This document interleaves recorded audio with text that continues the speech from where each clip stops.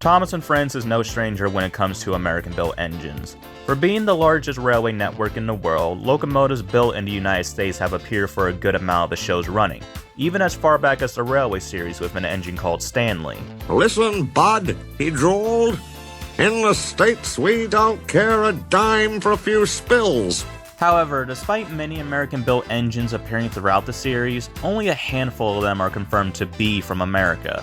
For purposes, I will be ignoring the engines in Big World Big Adventures and Vinny from The Great Race, as I'll only be discussing the American engines who live on Sodor or on the mainland, but I will talk about them later in the video.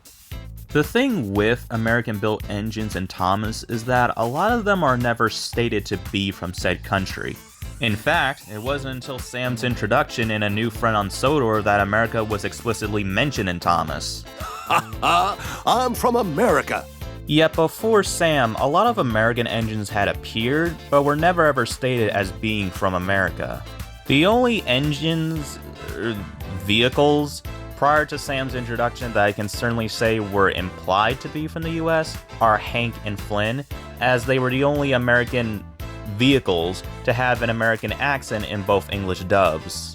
With characters like the Logging Locos or Porter, they'll retain the American accent in the American dub, but won't in the UK dub. And others, like Timothy and Marion, don't even have an American accent in the US dub. So, what could this mean? I'm sure most could theorize or headcanon that when it comes to American-built engines that have English accents, they were either A, built over in the States by English workers, or B, built in the States but were shipped off to England and lived there for the better amount of their lives, and over time, they just developed the accent. This theory could also apply for Connor and Caitlin, who are also American-built engines, but have Irish accents, or Lexi too, who is a Scotty. While I do think that this theory sounds good and is probably the most realistic way of why the engines have English accents, if you were to ask me if this is what I think the creators had on their minds when creating and writing for these characters, my answer would be a big no. For as close to reality as the show was, mostly, during this time, you can't always expect everything to go about the same way as it did or did in real life, especially after seasons like 4 or 7. And that comment applies for the American engines that aren't stated to be from America.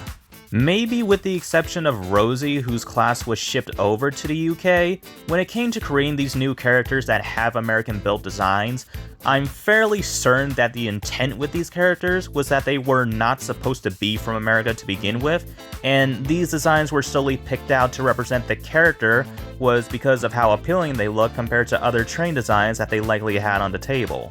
And in universe, the reason why characters like Philip or Timothy or Marion have English accents is because they were never built in the States and were always British-built engines that just happened to use what are US-based designs in our reality. This fact can also go for the various other non-American built international characters that began appearing late into the series. Take Vinny for instance. In real life he's Canadian, but in Thomas he's from North America. Or any of the recolor characters like Shankar, who by coincidence happens to have the same design as a Russian-built diesel. But characters like Shankar only look that way due to budget reasons, but my point still stands with every non-recolor international character. The reason why a lot of the American-built engines have English accents is because that was most likely the intention when creating them. They picked out an American design for the character, and that was that. You can't convince me that there was any intention behind the creation of characters like Philip, who was created after Sam, that they were supposed to originate from America like their basis. They needed a small diesel train design for Philip and decided to pick out one, or two technically, that happened to be one built in America. And that was it. Philip uses and resembles an American design, but was never intended to have been built in America in universe. Now, am I 100% sure that these thoughts of mine are true? Almost. And I'm only saying that because there is a possibility that at least a few of the non-confirmed American characters could have been created with the intention that they're from America, but have British accents for some unexplained reason. But I don't think this applies to everyone, and this goes to all the other international engines and machines with the same oddity. You can theorize all you want about why the characters sound like this despite coming from somewhere else. I'm not stopping you.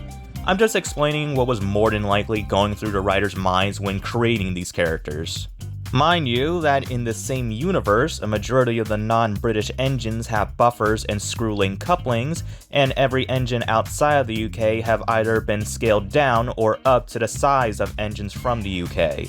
You can't expect everything that goes down in real life to apply to this fictional show that, while still grounded, became its own kind of reality after 1995.